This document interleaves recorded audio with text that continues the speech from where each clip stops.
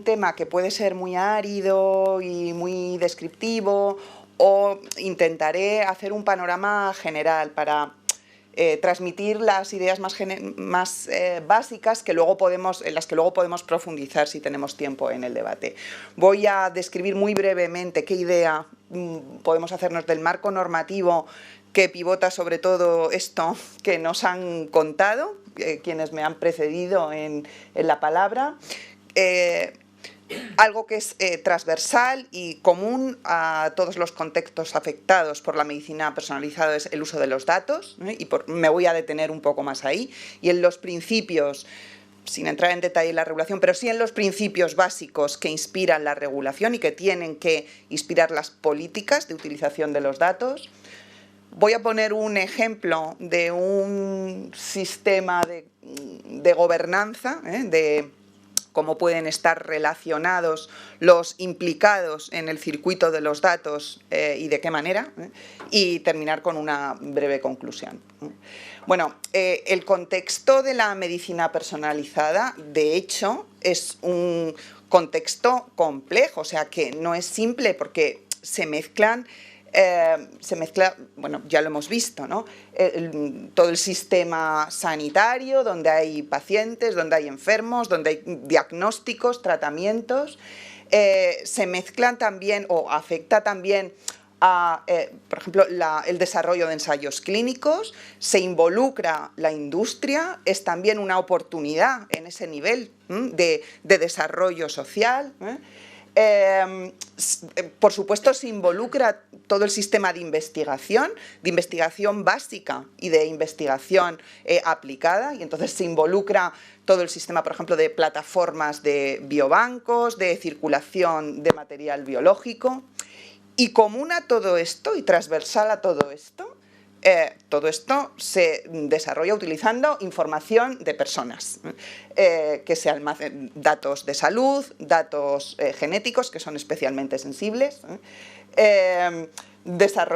que se combinan para desarrollar diferentes herramientas, como herramientas de inteligencia artificial, que se archivan en repositorios de datos que a lo mejor que no están donde nos podemos imaginar que están los datos, sino que pueden estar remotamente o físicamente en otros espacios geográficos.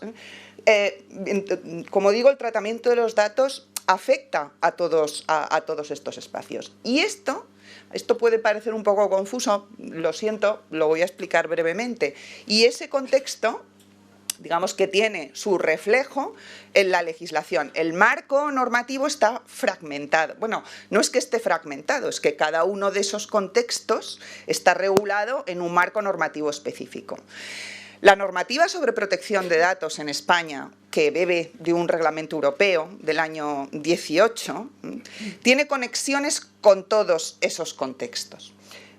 Me centro en el reglamento del año 18, es un reglamento y ustedes saben perfectamente qué sentido tiene que una norma sea un reglamento, no una directiva. Antes era una directiva lo que regulaba el tratamiento de los datos. Si es un reglamento, la aplicación es directa, no necesita una transposición. Se trata de homogeneizar la normativa en todos los Estados miembros. No hace falta una operación en derecho interno de transposición de la normativa.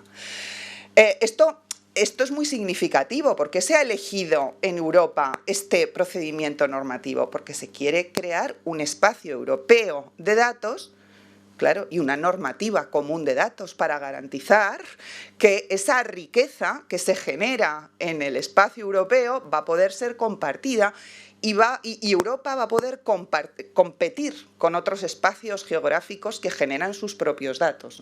Esa información tiene que fluir por Europa, por los investigadores, por los ciudadanos, para también generar y ser la materia prima de un valor a nivel europeo. Esta es la intención de hacer un reglamento, y que tenga un marco normativo homogeneizado, que sé que lo que pasa en Francia puede pasar en España o en Italia. En materia sanitaria, sin embargo, nos hemos encontrado que lo que en principio es un reglamento, al final tiene un espíritu de una directiva, porque hay muy amplio margen de desarrollo por parte de los Estados. El reglamento digamos que deja muchas puertas abiertas a que los estados marquen sus propios criterios. Y esto ha pasado en materia sanitaria, por ejemplo, en investigación. Y esto lo vemos en reuniones, han nombrado aquí varias iniciativas europeas, lo vemos en reuniones de grupos ELSI, que llamamos por las siglas de Ethical, Legal, Social Issues, grupos ELSI, de iniciativas europeas como la del millón de genomas, que nos reunimos la semana pasada, y vemos que es que tenemos problemas, porque lo que en un país lo vemos con mucha naturalidad, en otro no. Y entonces, por ejemplo, para construir modelos estandarizados de información a los pacientes, pues no es fácil. Y tengo que decir que en España, legalmente, tenemos un marco muy favorable, reciente, muy favorable a la circulación de datos, pero que hay que conocer para que quienes lo tienen que aplicar, lo apliquen con seguridad.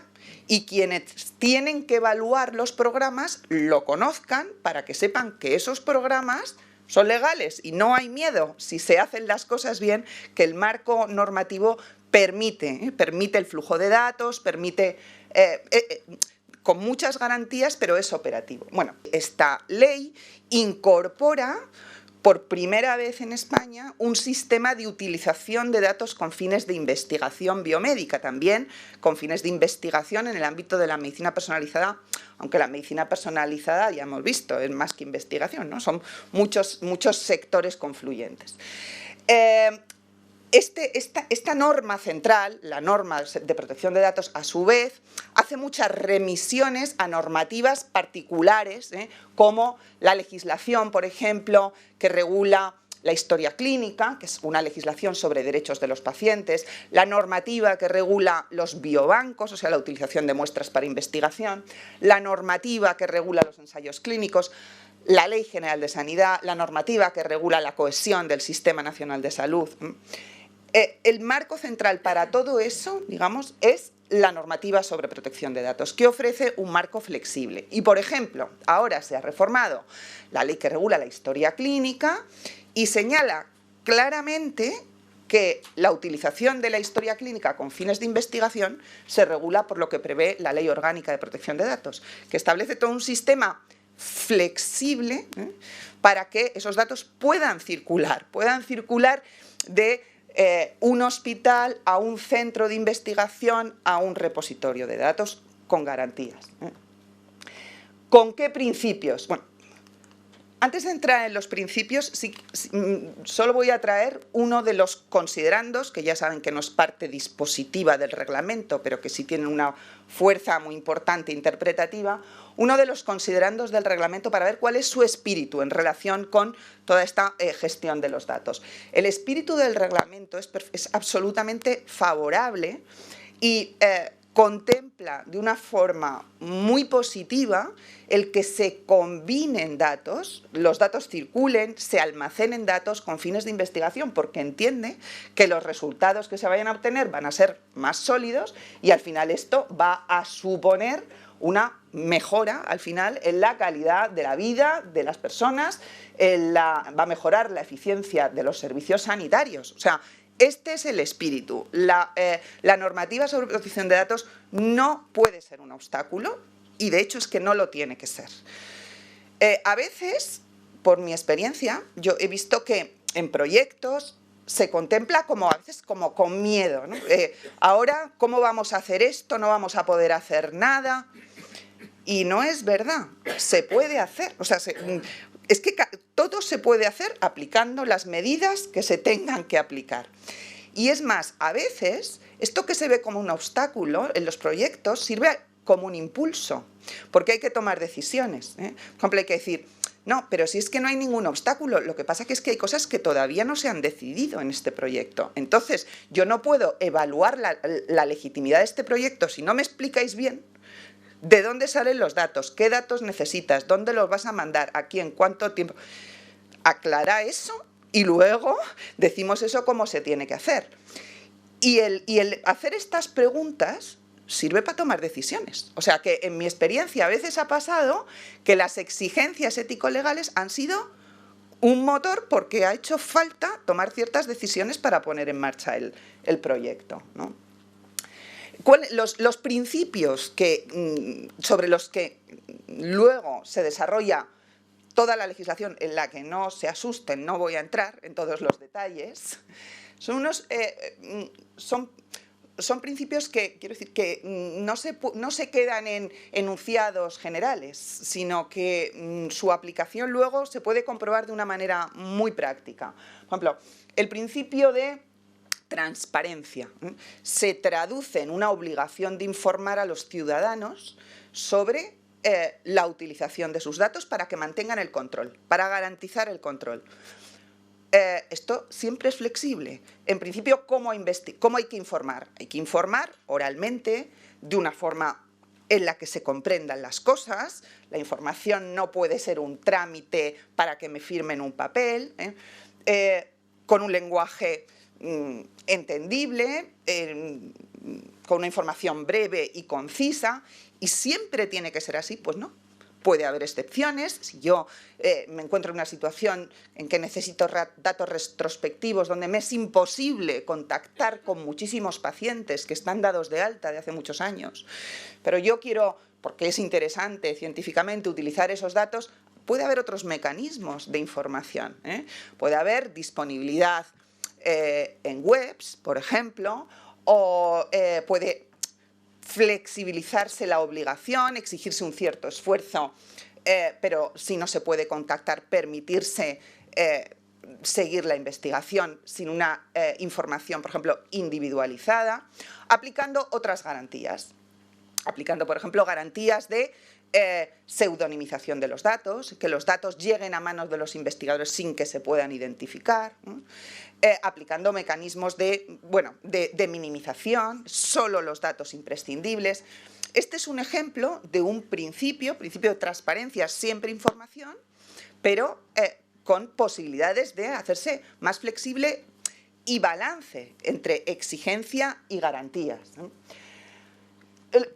Otros principios se resumen en que la mejor garantía es cuando no hay peligro para los datos, cuando los datos no se usan o se usan muy poco tiempo o para una cosa muy concreta, ¿no? Ese es el principio, hay que tender a eso. Y todo lo que no sea eso tiene que estar justificado. Es que todo puede... Yo cuando hago un proyecto tengo que decir que los datos son para 4 años y después tienen que desaparecer. Ese es el principio, cuanto menos tiempo mejor, cuanto más concreto mejor, que admite muchísima flexibilidad. Si se justifica la necesidad de mantener esos datos por más tiempo, eso tiene un interés científico contrastado, se han aplicado las garantías, los datos se podrán conservar años y años y años. Y solo para un proyecto de investigación que dura 4 años, tengo que estar contactando con el paciente para cada 4 años preguntarle eso, porque hay que concretar la finalidad. Bueno, en principio sí, pero en España se han articulado mecanismos para flexibilizar y poder informar de líneas de investigación o incluso utilizar los datos con unas finalidades más amplias, porque se reconoce que en investigación científica muchas veces no se sabe para qué se van a utilizar los datos. Si se van a hacer cortes, a lo mejor 1 millón de genomas, no se sabe si eso se van a utilizar para esta línea de investigación o para otra, porque a lo mejor sirven para muchas, Esto que en España se ha desarrollado a partir del reglamento en nuestra ley, en otros países no se ha hecho. El sistema de gobernanza tiene que... Claro, el problema es que lo habéis dicho antes, ¿no? El problema es que aquí hay muchas iniciativas, cada una puede tener su sistema organizativo y a ver cómo integramos todo eso. Porque tenemos iniciativas repetidas.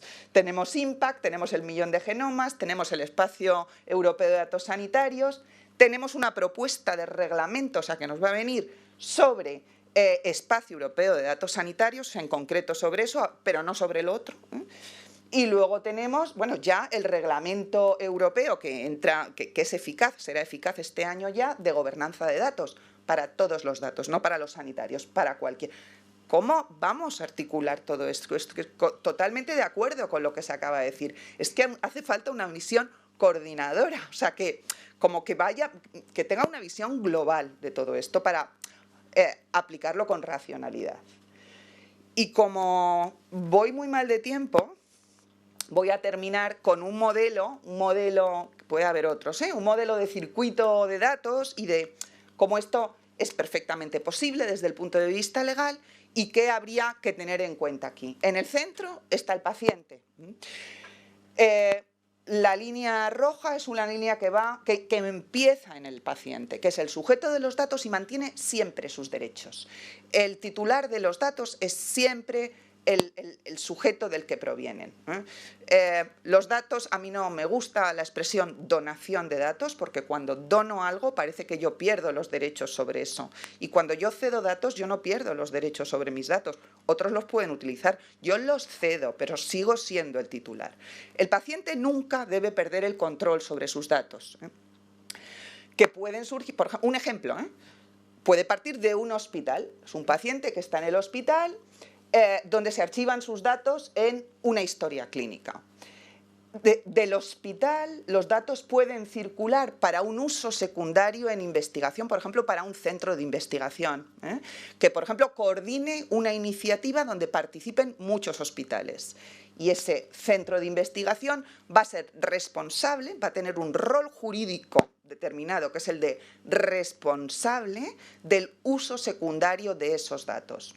Responsable quiere decir que va a poder tomar decisiones, pero que va a tener que responder también por la seguridad de esos datos. Ese responsable va a poder interactuar con otro tipo de infraestructuras de procesamiento de los datos, para secuenciar, para analizarlo, para desarrollar otro tipo de herramientas, para almacenarlo a lo mejor en otro sitio. Entre el responsable y las infraestructuras tiene que haber una línea amarilla de una contratación donde se asegure que ese flujo es específicamente para eso y donde se refleje la finalidad de ese flujo.